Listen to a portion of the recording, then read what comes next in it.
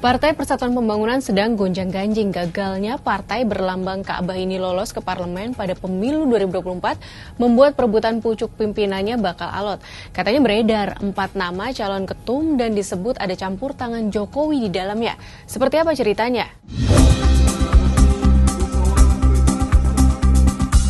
Di Mukernas kedua P3 di Jakarta, Jumat 13 Desember 2024 malam, Ketua Majelis Pertimbangan P3, M. Romahur Muzi menyebut pucuk pimpinan P3 merupakan pihak yang paling bertanggung jawab karena gagal menakodai partai ini. Sebaliknya, pelaksana tugas Ketua Umum P3, Mardiono, menilai kegagalan P3 pada pemilu 2024 tidak bisa serta-merta disalahkan hanya kepada satu orang, melainkan harus menjadi evaluasi bersama bagi organisasi. Kesediaan untuk secara kesatria menyampaikan permohonan maaf secara terbuka kepada seluruh kader P3 di Indonesia atas tidak masuknya untuk pertama kali P3 ke Senayan ini, dan tentunya menyediakan diri untuk secara ikhlas menyiapkan muktamar bagi hadirnya calon-calon pemimpin baru P3 baik dari dalam maupun dari luar. Di dalam sebuah organisasi itu tidak berlaku secara personal, satu person, ya.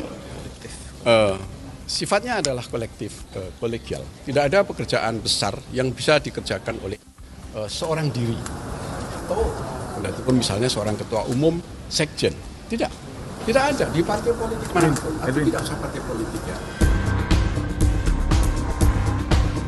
Rencananya Mukernas kedua ini akan ditutup pada Sabtu malam nanti. Ada 3 agenda yang akan dilakukan dalam forum tersebut. Selain mengevaluasi kinerja pemilu 2024, Mukernas kedua akan menetapkan waktu dan tempat penyelenggaraan Muktamar ke-10. Muktamar tersebut akan dijadikan forum tertinggi partai untuk memilih calon ketua umum P3. Terkait calon ketua umum, Romahur Muzi pun memberikan bocoran 4 nama. Kurang-kurangnya sudah muncul 4 nama. Dari dalam ada Gus Yassin yang kemarin terpilih lagi menjadi Wakil Gubernur Jawa Tengah. Kemudian ada Pak Sandi Uno yang juga pernah menjadi Ketua Bapilu kita. Bahkan Pak Sandi kemarin juga sudah sempat menyampaikan yang memang tidak secara eksplisit tetapi perhatiannya secara nasional terhadap kebutuhan P3 untuk naik kembali. Dari luar yang muncul di antara kader ini ada nama Gus Saifullah Yusuf atau Gus Ipul yang tadi juga beliau langsung menelpon saya menyampaikan iya betul nama saya disebut karena beliau membaca berita. Saya bilang ya itu yang saya tangkap di pembicaraan WhatsApp grup kader-kader partai dan juga yang kemarin muncul di arena Bimtek. Juga nama Pak Dudung Abdurrahman yang mantan Kasat dan beliau juga sekarang Wanhatsus Press. Bisa jadi bursa calon ketum P3 nanti panas. Pasalnya beberapa orang yang disebut kandidat bahkan sudah bermanuver. Sandiaga Uno pada Kamis 12 Desember soan ke Jokowi di Surakarta. Sebelumnya Romi pun bertemu Jokowi di sebuah rumah makan di Jakarta. Romi pun belak-belakan jika Jokowi masih peduli dengan P3 memberikan masukan agar P3 kembali ke Senayan pada 2025-2029.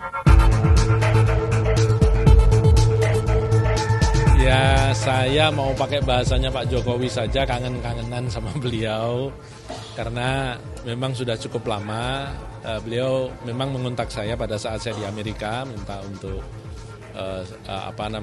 bukan minta ya, artinya beliau, Mas kita silaturahmi sudah lama nggak ketemu, sehingga memang kemudian hari Minggu kemarin saya bertemu dengan beliau di restoran Aceh Connection di Ben Hill, dan ya cukup lama pertemuan itu. Tentu kita bicara banyak hal, situasi dan kondisi politik nasional, dan perhatian beliau masih sangat penuh di perkembangan politik nasional, termasuk tentu membicarakan tentang Partai Persatuan Pembangunan karena tidak terhindarkan posisi saya hari ini masih Ketua Majelis Pertimbangan Partai.